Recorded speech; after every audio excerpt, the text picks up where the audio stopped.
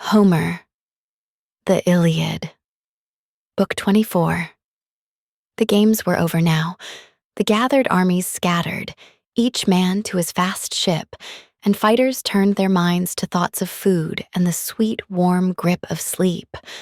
But Achilles kept on grieving for his friend, the memory burning on, and all subduing sleep could not take him. Not now. He turned and twisted. Side to side, he longed for Patroclus's manhood, his gallant heart. What rough campaigns they'd fought to an end together, what hardships they had suffered, cleaving their way through wars of men and pounding waves at sea. The memories flooded over him, live tears flowing. And now he'd lie on his side, now flat on his back, now face down again. At last he'd leap to his feet, wander in anguish, aimless along the surf, and dawn on dawn flaming over the sea and shore would find him pacing. Then he'd yoke his racing team to the chariot harness, lash the corpse of Hector behind the car for dragging and haul him 3 times round the dead Patroclus's tomb, and then he'd rest again in his tents and leave the body sprawled face down in the dust. But Apollo pitied Hector, dead man though he was, and warded all corruption off from Hector's corpse and round him, head to foot. The great god wrapped the golden shield of storm so his skin would never rip as Achilles dragged him on. And so he kept on raging, shaming noble Hector, but the gods in bliss looked down and pitied Priam's son. They kept on urging the sharp-eyed giant killer Hermes to go and steal the body, a plan that pleased them all, but not Hera, Poseidon, or the girl with blazing eyes. They clung to their deathless hate of sacred Troy, Priam and Priam's people, just as they had at first when Paris in all his madness launched the war. He offended Athena and Hera, both goddesses. When they came to his shepherd's fold, he favored love who dangled before his eyes the lust that loosed disaster. But now, at the 12th dawn since Hector's death, Lord Apollo rose and addressed the immortal powers. "Hard-hearted you are, you gods. You live for cruelty. Did Hector never bum in your honor thighs of oxen and flawless, full-grown goats? Now you cannot bring yourselves to save him, even his corpse, so his wife can see him, his mother and his child, his father Priam and Priam's people. How they'd rush to burn his body on the pyre and give him royal rights. But murderous Achilles, you gods, you choose to help Achilles, that man without a shred of decency in his heart. His temper can never bend and change, like some lion going his own barbaric way, giving in to his power, his brute force and wild pride, as down he swoops on the flocks of men to seize his savage feast. Achilles has lost all pity. No shame in the man, shame that does great harm or drives men on to good. No doubt some mortal has suffered a dearer loss than this, a brother born in the same womb, or even a son. He grieves, he weeps, but then his tears are through. The fates have given mortals hearts that can endure. But this Achilles, first he slaughters Hector. He rips away the noble prince's life, then lashes him to his chariot, drags him round his beloved comrade's tomb.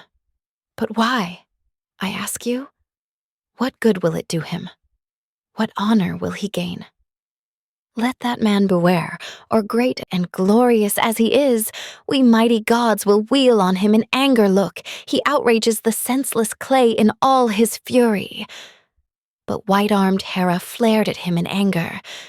Yes, there'd be some merit even in what you say, Lord of the Silver Bow, if all you gods, in fact, would set Achilles and Hector high in equal honor. But Hector is mortal. He sucked a woman's breast. Achilles sprang from a goddess.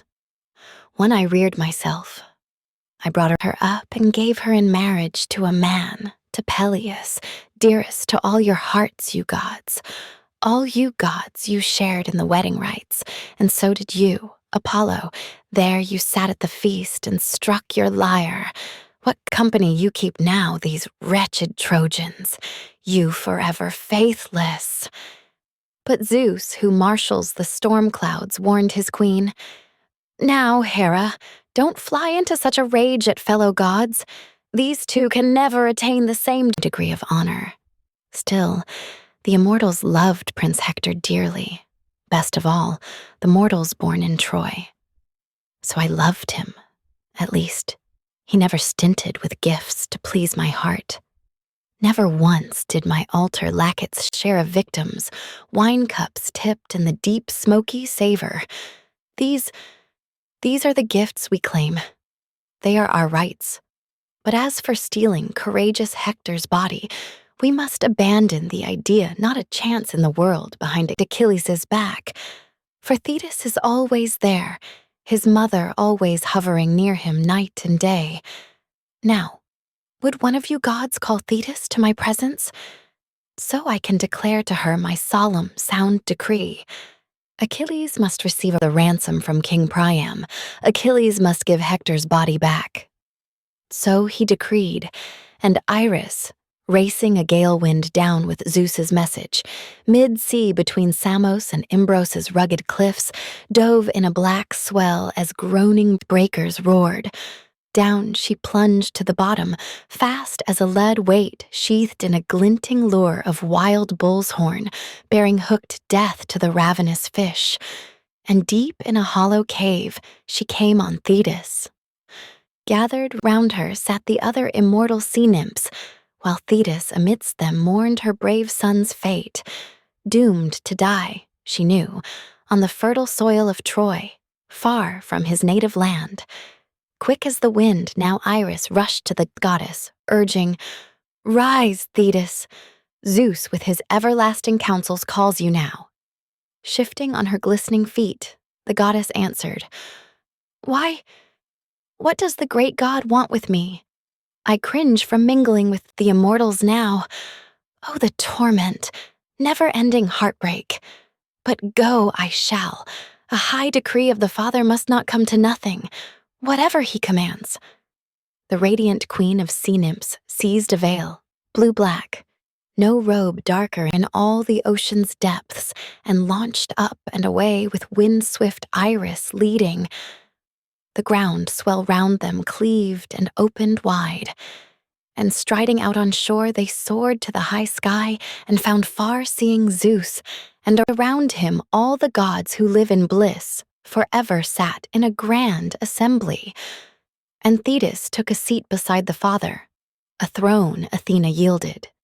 Hera placed in her hand a burnished golden cup and said some words of comfort, and taking a few quick sips, Thetis gave it back. The father of men and gods began to address them. "You have come to Olympus now, immortal Thetis, for all your grief. What unforgettable sorrow seizes on your heart, I know it well myself. Even so, I must tell you why I called you here. For 9 whole days, the immortals have been feuding over Hector's corpse and Achilles' scourge of cities. They keep urging the sharp-eyed giant killer Hermes to go and steal the body. But that is not my way. I will grant Achilles glory, and so safeguard your awe and love of me for all the years to come. Go at once to the camp. Give your son this order. Tell him the gods are angry with him now, and I am rising over them all in deathless wrath that he in heartsick fury still holds Hector's body, there by his beaked ships, and will not give him back. Perhaps in fear of me he'll give him back at once.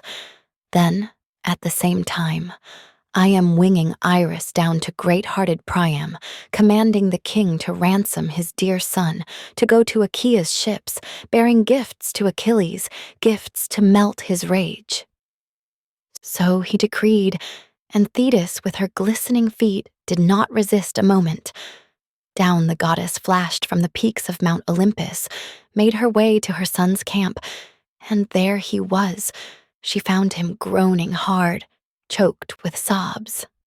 Around him, trusted comrades swung to the work, preparing breakfast, steadying in their midst a large, fleecy sheep just slaughtered in the shelter. But his noble mother, settling down at his side, stroked Achilles gently, whispering his name. "My child, how long will you eat your heart out here in tears and torment, all wiped from your mind, all thought of food and bed? It's a welcome thing to make love with a woman. You don't have long to live now. Well, I know. Already I see them looming up beside you, death and the strong force of fate. Listen to me, quickly. I bring you a message sent by Zeus. He says the gods are angry with you now, and he is rising over them all in deathless wrath that you in heartsick fury still hold Hector's body here by your beaked ships and will not give him back. Oh, give him back at once. Take ransom for the dead." The swift runner replied in haste. "So be it. The man who brings the ransom can take away the body if Olympian Zeus himself insists in all earnest." While mother and son agreed among the clustered ships, trading between each other many winged words, Father Zeus sped Iris down to sacred Troy. "Quick on your way now, Iris. Shear the wind. Leave our Olympian stronghold. Take a message to great-hearted Priam down in Troy.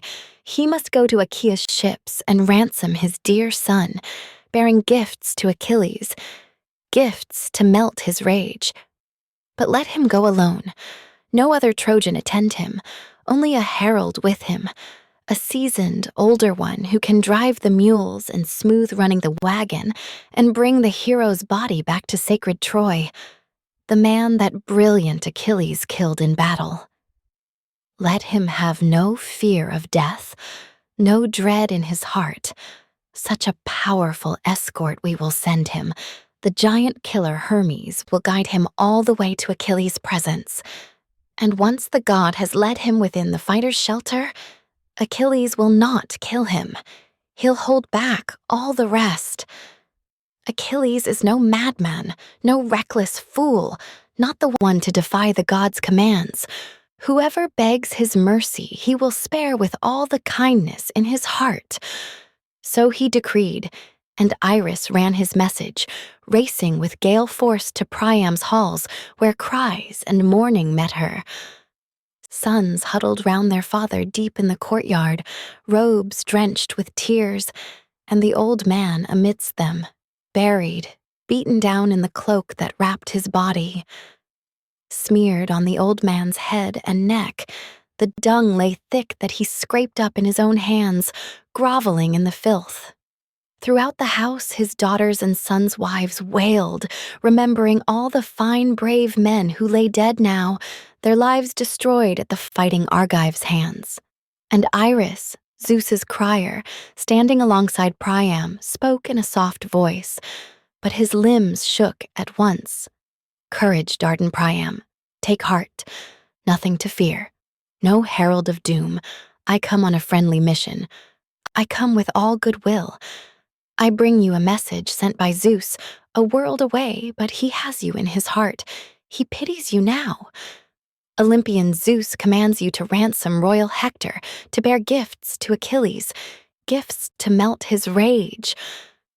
But you must go alone. No other Trojan attend you, only a herald with you, a seasoned older one who can drive the mules and smooth running wagon and bring the hero's body back to sacred Troy, the man that brilliant Achilles killed in battle. But have no fear of death, no dread in your heart. Such a powerful escort will conduct you. The giant killer Hermes will guide you all the way to Achilles' presence. And once the god has led you within the fighter's shelter, Achilles will not kill you. He'll hold back all the rest. Achilles is no madman, no reckless fool, not the one to defy the god's commands. Whoever begs his mercy, he will spare with all the kindness in his heart." And Iris, racing the wind, went veering off, and Priam ordered his sons to get a wagon ready, a good, smooth-running one, to hitch the mules and strap a big wicker cradle across its frame. Then down he went himself to his treasure chamber, high-ceilinged, paneled, fragrant with cedar wood, and a wealth of precious objects filled its chests. He called out to his wife, "Hecuba, dear woman, an Olympian messenger came to me from Zeus. I must go to Achaea's ships and ransom our dear son, bearing gifts to Achilles, gifts to melt his rage. Tell me, what should I do? What do you think?" Myself, a terrible longing drives me, heart and soul, down to the ships, into the vast Achaean camp. But his wife cried out in answer, "No, no, where have your senses gone? That made you famous once, both among outland men and those you rule in Troy. How can you think of going down to the ships alone and face the glance of the man who killed your sons, so many fine, brave boys? You have a heart of iron. If he gets you in his clutches, sets his eyes on you, that savage, treacherous man, he'll show no mercy, no respect for your rights. Come. All we can do now is sit in the halls, far from our son, and wail for Hector. So this is the doom that strong fate spun out, our son's lifeline drawn with his first breath. The moment I gave him birth, to glut the wild dogs, cut off from his parents, crushed by the stronger man. Oh, would to God that I could sink my teeth in his liver, eat him raw. That would avenge what he has done to Hector. No coward the man Achilles killed. My son stood and fought for the men of Troy and their deep-breasted wives, with never a thought of flight or run for cover." But the old and noble Priam answered firmly, "I will go. My mind's made up. Don't hold me back, and don't go flying off on your own across the halls, a bird of evil omen. You can't dissuade me now. If someone else had commanded me, some mortal man, some prophet staring into the smoke, some priest, I'd call it a lie and turn my back upon it. Not now." I heard her voice with my own ears. I looked straight at the goddess, face to face. So I am going. Her message must not come to nothing. And if it is my fate to die by the beaked ships of Achaeans armed in bronze, then die I shall. Let Achilles cut me down straightway. Once I've caught my son in my arms and wept my fill." He raised back the carved lids of the chests and lifted out 12 robes, handsome, rich brocades, 12 cloaks, unlined and light, as many blankets, as many big white capes and shirts to go with them. He weighed and carried out 10 full bars of gold, and took 2 burnished tripods, 4 fine cauldrons, and last, a magnificent cup the Thracians gave him once. He'd gone on an embassy and won that priceless treasure. But not even that did the old man spare in his halls. Not now, consumed with desire to ransom back his son.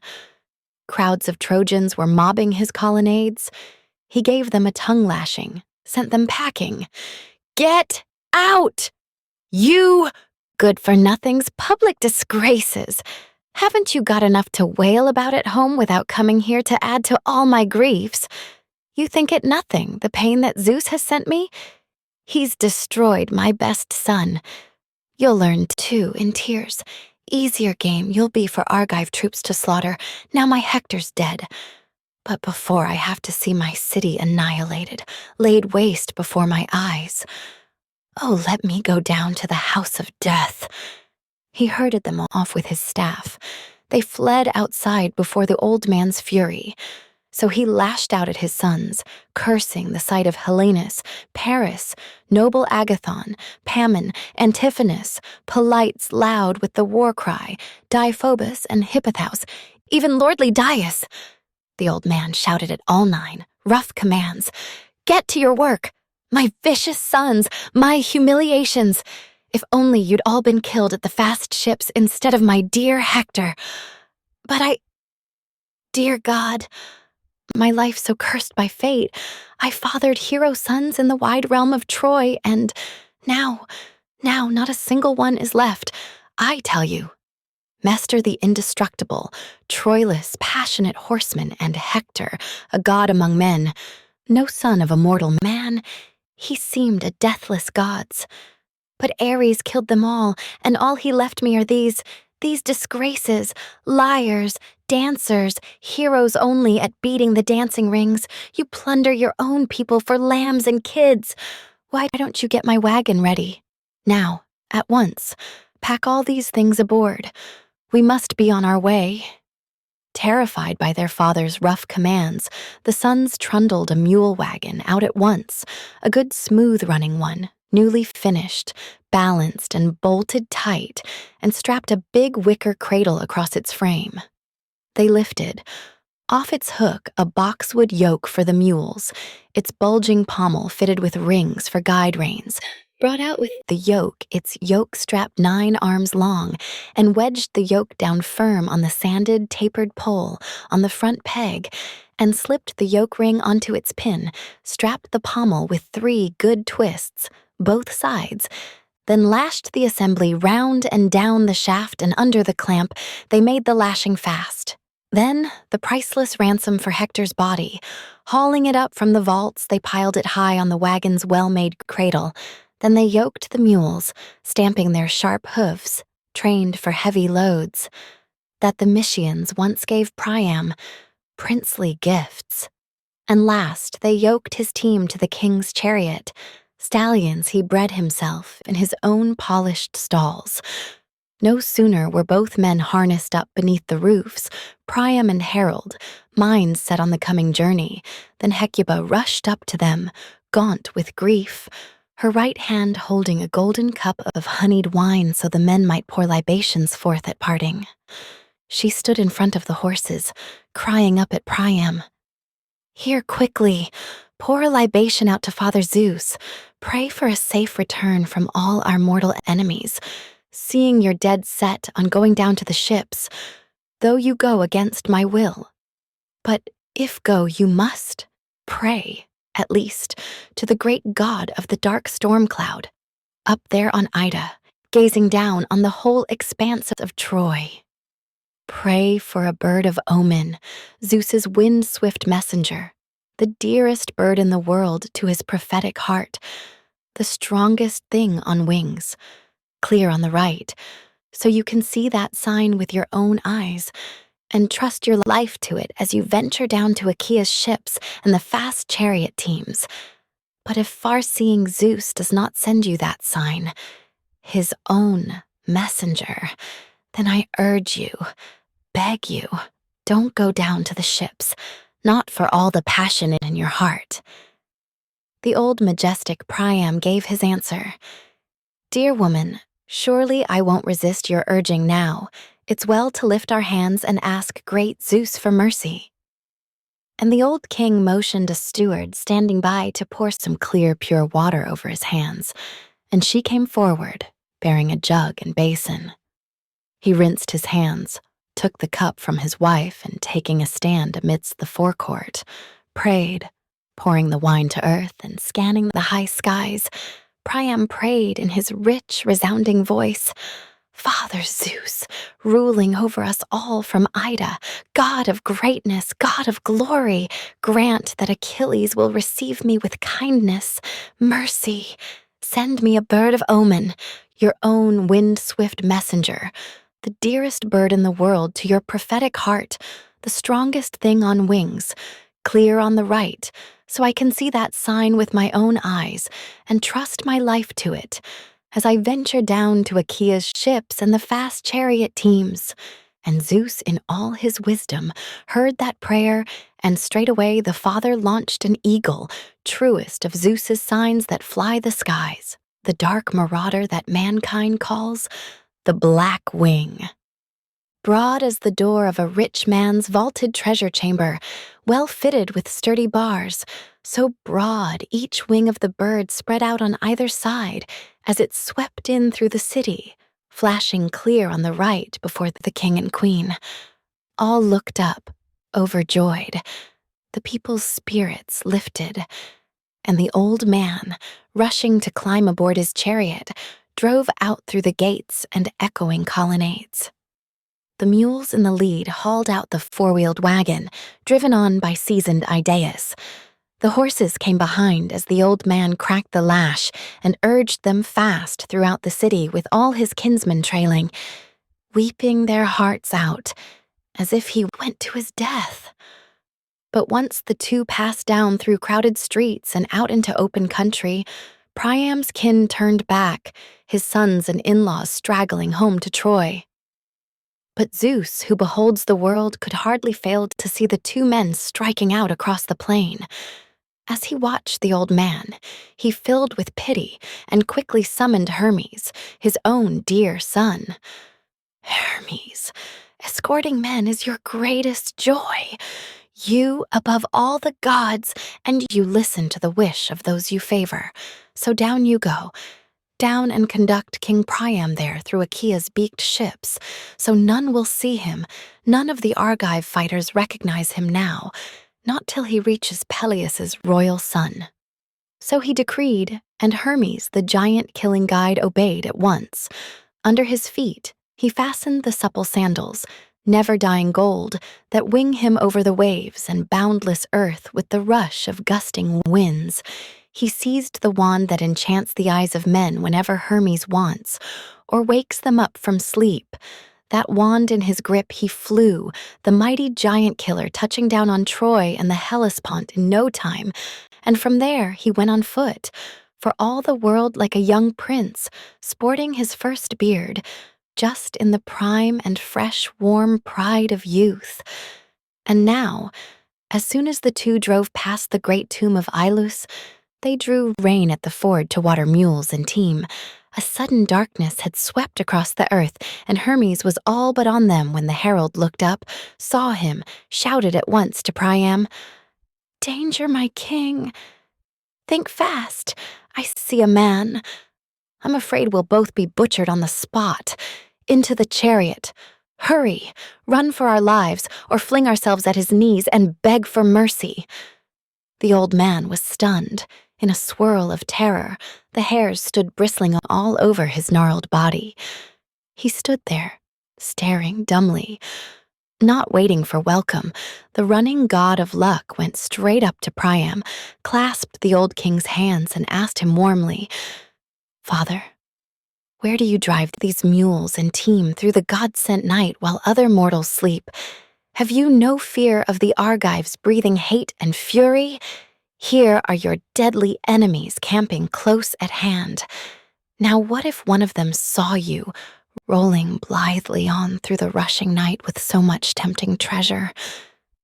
How would you feel then? You're not so young yourself, and the man who attends you here is far too old to drive off an attacker spoiling for a fight. But I would never hurt you, and what's more, I'd beat off any man who'd do you harm. You remind me of my dear father to the life." And the old and noble Priam said at once, "Our straits are hard, dear child, as you say, but a god still holds his hands above me, even me, sending such a traveler here to meet me. What a lucky omen. Look at your build, your handsome face, a wonder, and such good sense. Your parents must be blissful as the gods." The guide and giant killer answered quickly, "You're right, old man, all straight to the mark. But come, tell me the truth now, point by point. This treasure, a king's ransom, do you send it off to distant, outland men to keep it safe for you? Or now do you all abandon sacred Troy? All in panic such was the man who died, your finest, bravest man, your own son who never failed in a fight against the Argives." But the old majestic Priam countered quickly, "Who are you, my fine friend? Who are your parents? How can you speak so well of my doomed son's fate?" And the guide and giant killer answered staunchly, "You're testing me, old man, asking of noble Hector. Ah, how often I watched him battling on the lines where men win glory, saw the man with my own eyes, and saw him drive Achaeans against the ships that day he kept on killing, cutting them down with slashing bronze while we stood by and marveled. Achilles reined us in. No fighting for us while he raged on at Agamemnon. I am Achilles' aide, you see. One and the same good warship brought us here. I am a Myrmidon, and my father is Polyctor, and a wealthy man he is, about as old as you. He has 6 sons. I'm the 7th. We all shook lots, and it fell to me to join the armies here at Troy. I've just come up from the ships to scout the plain. At dawn, the fiery-eyed Achaeans fight around the city. They chafe, sitting in camp, so bent on battle now the kings of Achaea cannot hold them back.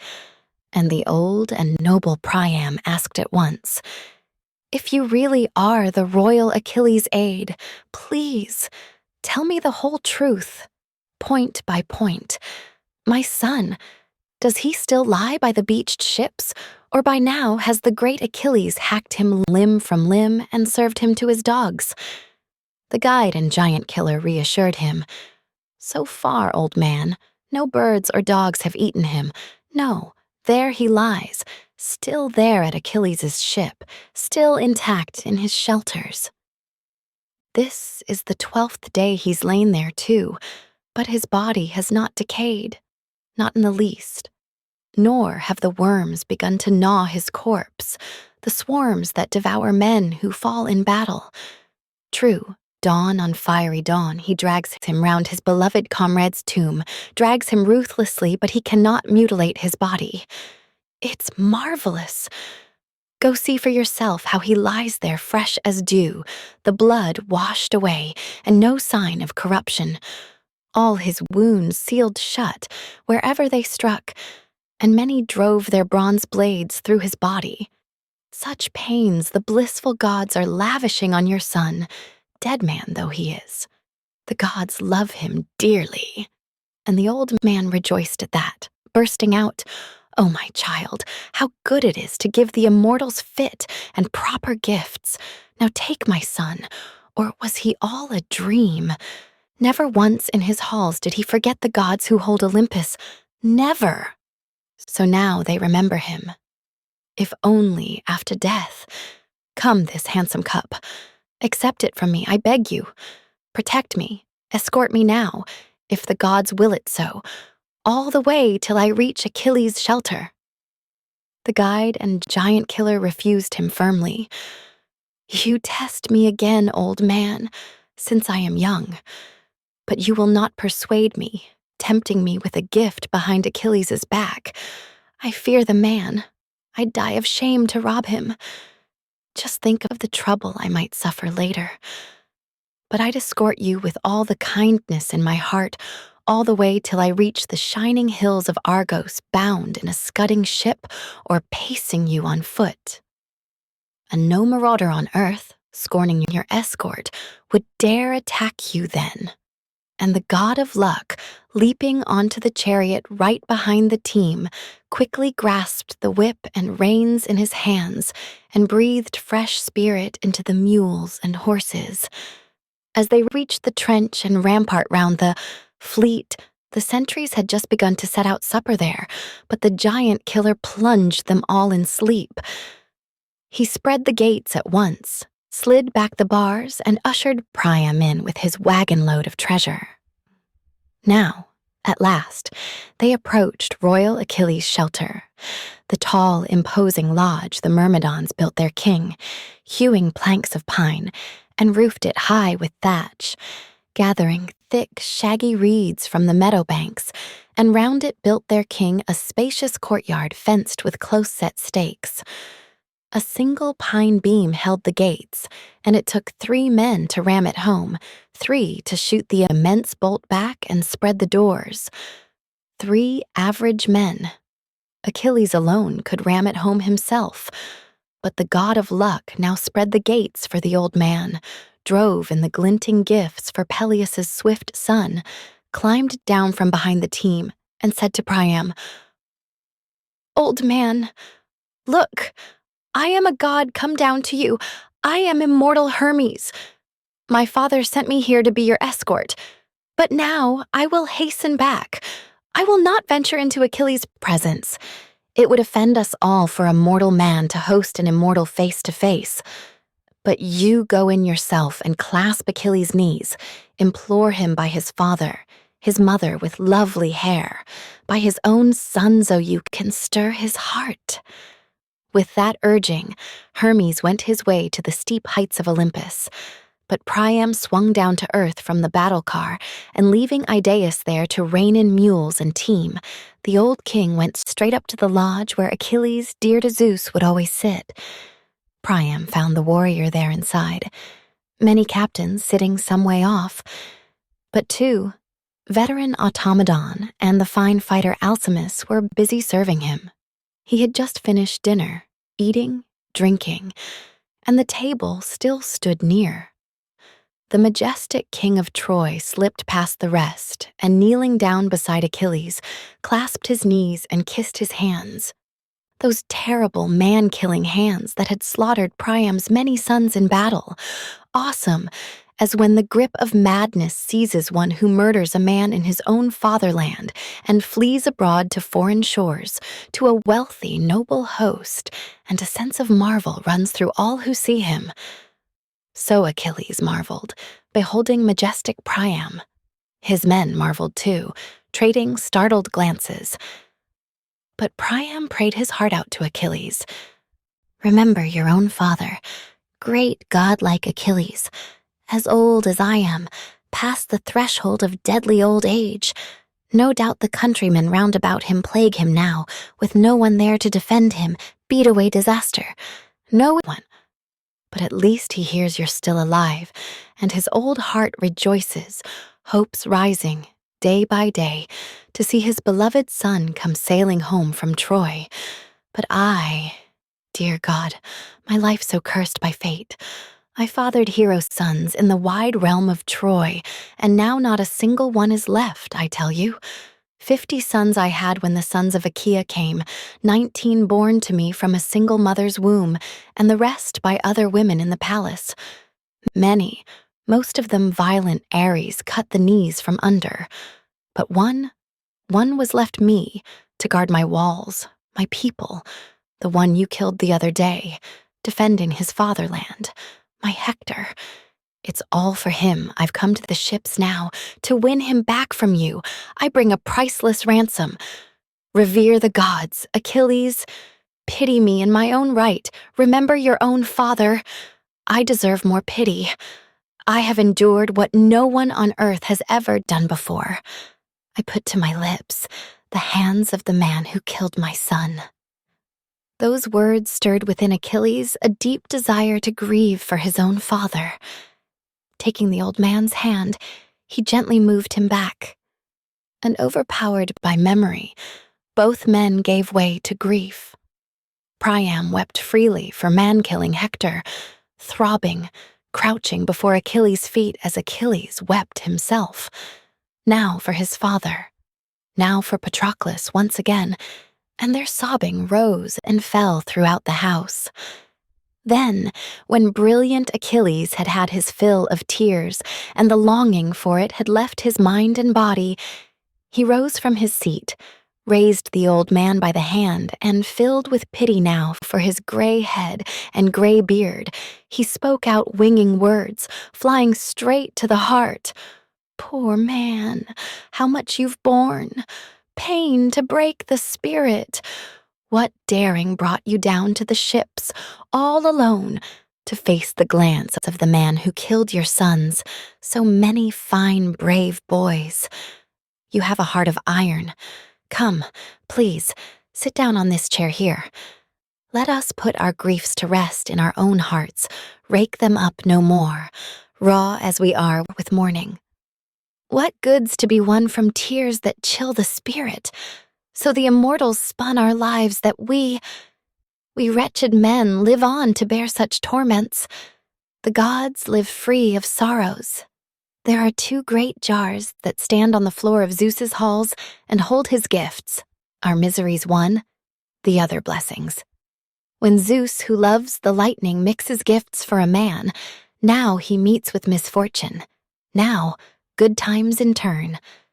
When Zeus dispenses gifts from the jar of sorrows only, he makes a man an outcast, Brutal, ravenous hunger drives him down the face of the shining earth, stalking far and wide, cursed by gods and men. So with my father, Peleus. What glittering gifts the gods rained down from the day that he was born. He excelled all men in wealth and pride of place. He lorded the Myrmidons, and mortal that he was, they gave the man an immortal goddess for a wife. Yes, but even on him the father piled hardships. No powerful race of princes born in his royal halls, only a single son he fathered, doomed at birth, cut off in the spring of life. And I give the man no care as he grows old, since here I sit in Troy, far from my fatherland, a grief to you, a grief to all your children. And you too, old man, we hear you prospered once, as far as Lesbos, Macher's kingdom, bounds to seaward, Phrygia east and upland, the Hellespont vast and north. That entire realm, they say, you lorded over once. You excelled all men, old king, in sons and wealth. But then the gods of heaven brought this agony on you. Ceaseless battles round your walls, your armies slaughtered. You must bear up now. Enough of endless tears, the pain that breaks the spirit. Grief for your son will do no good at all. You will never bring him back to life. Sooner, you must suffer something worse. But the old and noble Priam protested strongly. Don't make me sit on a chair, Achilles. Prince, not while Hector lies uncared for in your camp. Give him back to me now, no more delay. I must see my son with my own eyes. Accept the ransom I bring you, a king's ransom. Enjoy it, all of it. Return to your own native land, safe and sound, since now you've spared my life. A dark glance, and the headstrong runner answered, No more, old man. Don't tempt my wrath. Not now. My own mind's made up to give you back your son. A messenger brought me word from Zeus, my mother, Thetis, who bore me, the old man of the sea's daughter. And what's more, I can see through you, Priam. No hiding the fact from me. One of the gods has led you down to Achaea's fast ships. No man alive, not even a rugged young fighter, would dare to venture into our camp. Never. How could he slip past the sentries unchallenged, or shoot back the bolt of my gates with so much ease? So don't anger me now. Don't stir my raging heart still more. Or under my own roof I may not spare your life, old man, suppliant that you are, may break the laws of Zeus. The old man was terrified. He obeyed the order, but Achilles bounded out of doors like a lion, not alone, but flanked by his two aides in arms, veteran Automedon and Alcimus, steady comrades, Achilles' favorites, next to the dead Patroclus. They loosed from harness the horses and the mules. They led the herald in, the old king's crier, and sat him down on a bench. From the polished wagon, they lifted the priceless ransom brought for Hector's corpse, but they left behind 2 capes and a finely woven shirt to shroud the body well when Priam bore him home. Then Achilles called the serving women out. Bathe and anoint the body, bear it aside first. Priam must not see his son. He feared that, overwhelmed by the sight of Hector, wild with grief, Priam might let his anger flare, and Achilles might fly into fresh rage himself, cut the old man down and break the laws of Zeus. So when the maids had bathed and anointed the body sleek with olive oil, and wrapped it round and round in a braided battle shirt and handsome battle cape, then Achilles lifted Hector up in his own arms and laid him down on a bier, and comrades helped him raise the bier and body onto the sturdy wagon. Then with a groan he called his dear friend by name. Feel no anger at me, Patroclus. If you learn, even there in the house of death, I let his father have Prince Hector back. He gave me worthy ransom, and you shall have your share from me, as always, your fitting, lordly share. So he vowed, and brilliant Achilles strode back to his shelter, sat down on the well-carved chair that he had left at the far wall of the room, leaned toward Priam, and firmly spoke the words the king had come to hear. "Your son is now set free, old man, as you requested. Hector lies in state. With the first light of day, you will see for yourself as you convey him home. Now, at last, let us turn our thoughts to supper."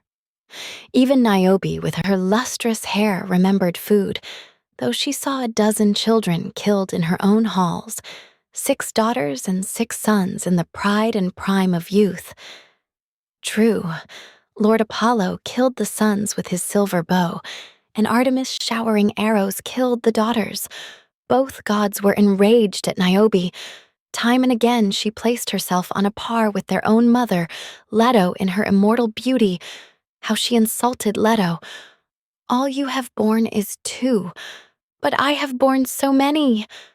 So, 2 as they were, they slaughtered all her children. 9 days they lay in their blood, no one to bury them. Cronus' son had turned the people into stone.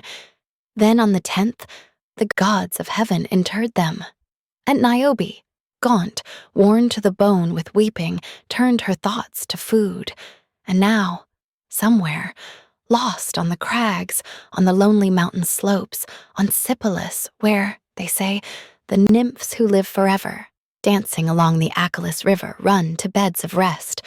There, struck into stone, Niobe still broods on the spate of griefs the gods poured out to her.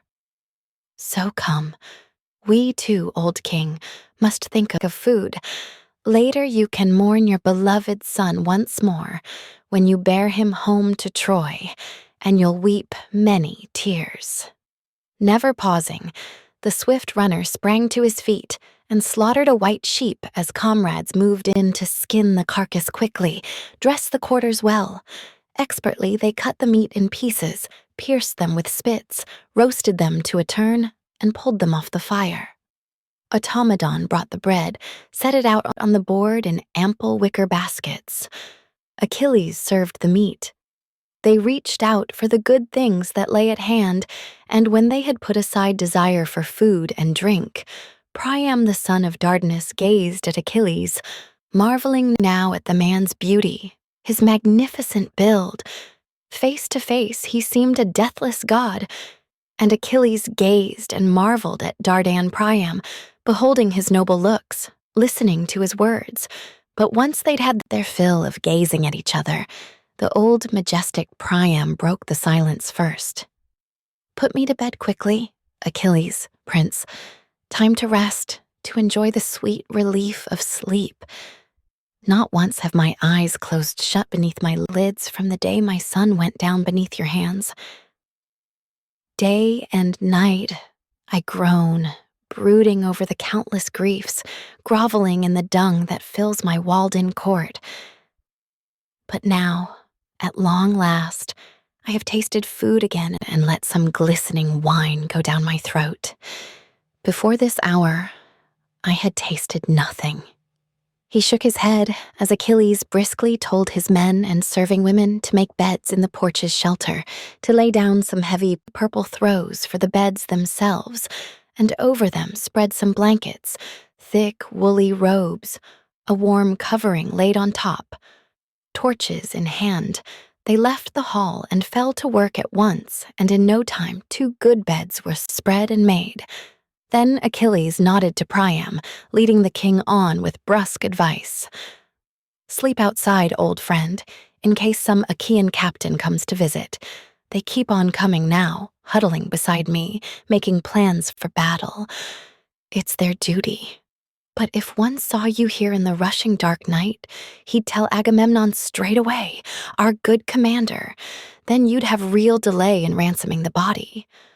One more point. Tell me. Be precise about it. How many days do you need to bury Prince Hector? I will hold back myself and keep the Argive armies back that long." And the old and noble Priam answered slowly, "If you truly want me to give Prince Hector burial, full royal honors, You'd show me a great kindness, Achilles, if you would do exactly as I say.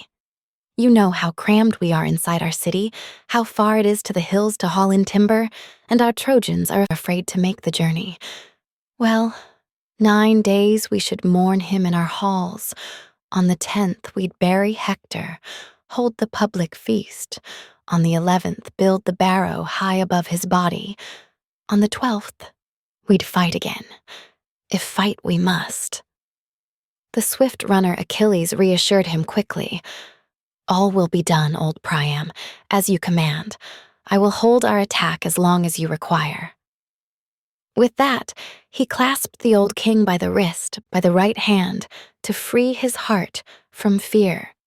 Then Priam and Herald, minds set on the journey home, bedded down for the night within the porch's shelter. And deep in his sturdy, well-built lodge, Achilles slept with Briseis, in all her beauty sleeping by his side. Now the great array of gods and chariot-driving men slept all night long, overcome by gentle sleep. But sleep could never hold the running escort. Hermes kept on turning it over in his mind. How could he convoy Priam clear of the ships, unseen by devoted guards who held the gates? Hovering at his head, the escort rose and spoke. Not a care in the world, old man. Look at you, how you sleep in the midst of men who'd kill you. And just because Achilles spared your life. Now, yes, you've ransomed your dear son, for a king's ransom. But wouldn't the sons you left behind be forced to pay 3 times as much for you alive? What if Atrides Agamemnon learns you're here? What if the whole Achaean army learns you're here? The old king woke in terror, roused the herald. Hermes harnessed the mules and team. For both men, drove them fast through the camp, and no one saw them. Once they reached the ford where the river runs clear, the strong, whirling Xanthus sprung of immortal Zeus. Hermes went his way to the steep heights of Olympus as dawn flung out her golden robe across the earth, and the 2 men, weeping, groaning, drove the team toward Troy, and the mules brought on the body. No one saw them at first, neither man nor woman, none before Cassandra, golden as goddess Aphrodite. She had climbed to Pergamus Heights, and from that point, she saw her beloved father swaying tall in the chariot, flanked by the herald, whose cry could rouse the city. And Cassandra saw him too, drawn by the mules and stretched out on his bier. She screamed, and her scream rang out through all Troy. Come, look down, you men of Troy, you Trojan women. Behold Hector now, if you ever once rejoiced to see him striding home alive from battle. He was the greatest joy of Troy and all our people. Her cries plunged Troy into uncontrollable grief, and not a man or woman was left inside the walls. They streamed out at the gates to meet Priam, bringing in the body of the dead. Hector, his loving wife and noble mother, were first to fling themselves on the wagon rolling on, the first to tear their hair, embrace his head, and a wailing throng of people milled around them. And now, all day long till the setting sun went down, they would have wept for Hector there before the gates if the old man, steering the car, had not commanded, "Let me through with the mules. Soon, in a moment, you can have your fill of tears, once I've brought him home." So he called, and the crowds fell back on either side, making way for the wagon. Once they had borne him into the famous halls, they laid his body down on his large carved bed and set beside him singers to lead off the laments, and their voices rose in grief. They lifted the dirge high as the women wailed in answer, and white-armed Andromache led their songs of sorrow, cradling the head of Hector, man-killing Hector gently in her arms. "Zero, my husband, cut off from life so young, you leave me a widow, lost in the royal halls, and the boy only a baby, the son we bore together. You and I so doomed. I cannot think he will ever come to manhood. Long before that, the city will be sacked, plundered top to bottom. Because you are dead, her great guardian, you who always defended Troy, who kept her loyal wives and helpless children safe, all who will soon be carried off in the hollow ships, and I with them. And you, my child, will follow me to labor, somewhere, at harsh, degrading work, slaving under some heartless master's eye. That, or some Achaean marauder will seize you by the arm and hurl you headlong down from the ramparts. Horrible death, enraged at you because Hector once cut down his brother, his father, or his son. Yes, hundreds of armed Achaeans gnawed the dust of the world, crushed by Hector's hands. Your father, remember, was no man of mercy. Not in the horror of battle, and that is why the whole city of Troy mourns you now, my Hector. You've brought your parents accursed tears and grief, but to me, most of all, you've left the horror, the heartbreak. For you never died in bed and stretched your arms to me or said some last word from the heart I can remember, always weeping for you through all my nights and days. Her voice rang out in tears, and the women wailed in answer, and Hecuba led them now in a throbbing chant of sorrow. Hector, dearest to me by far of all my sons, and dear to the gods while we still shared this life. And they cared about you still, I see, even after death. Many the sons I had whom the swift runner Achilles caught and shipped on the barren salt sea as slaves to Samos, to Imbros, to Lemnos shrouded deep in mist. But you, once he slashed away your life with his brazen spear, he dragged you time and again around his comrade's tomb, Patroclus, whom you killed. Not that he brought Patroclus back to life by that, but I have you with me now. Fresh as the morning dew you lie in the royal halls, like one whom Apollo, lord of the silver bow, has approached and shot to death with gentle shafts. Her voice rang out in tears, and an endless wail rose up, and Helen, the third in turn, led their songs of sorrow. Hector, dearest to me of all my husband's brothers, my husband Paris, magnificent as a god, he was the one who brought me here to Troy. Oh, how I wish I'd died before that day. But this, now, is the 20th year for me since I sailed here and forsook my own native land, yet never once did I hear from you a taunt, an insult.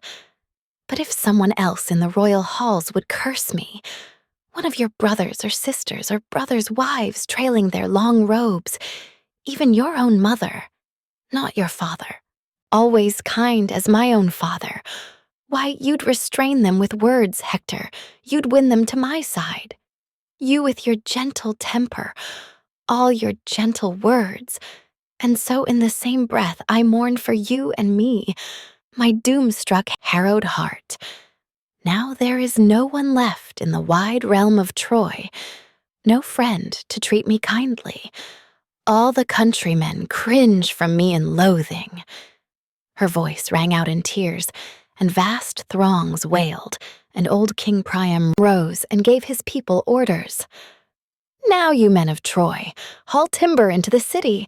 Have no fear of an Argive ambush packed with danger. Achilles vowed, when he sent me home from the black ships, not to do us harm till the 12th dawn arrives. At his command, they harnessed oxen and mules to wagons. They assembled before the city walls with all good speed, and for 9 days hauled in a boundless store of timber. But when the 10th dawn brought light to the mortal world, they carried gallant Hector forth, weeping tears, and they placed his corpse aloft the pyre's crest, flung a torch, and set it all aflame. At last, when young Dawn with her rose-red fingers shone once more, the people massed around illustrious Hector's pyre. And once they'd gathered, crowding the meeting grounds, They first put out the fires with glistening wine, wherever the flames still burned in all their fury. Then they collected the white bones of Hector, all his brothers, his friends in arms, mourning, and warm tears came streaming down their cheeks. They placed the bones they found in a golden chest, shrouding them round and round in soft purple cloths. They quickly lowered the chest in a deep, hollow grave, and over it piled a copie of huge stones closely set, then hastily heaped a barrow, posted lookouts all around, for fear the Achaean combat troops would launch their attack before the time agreed.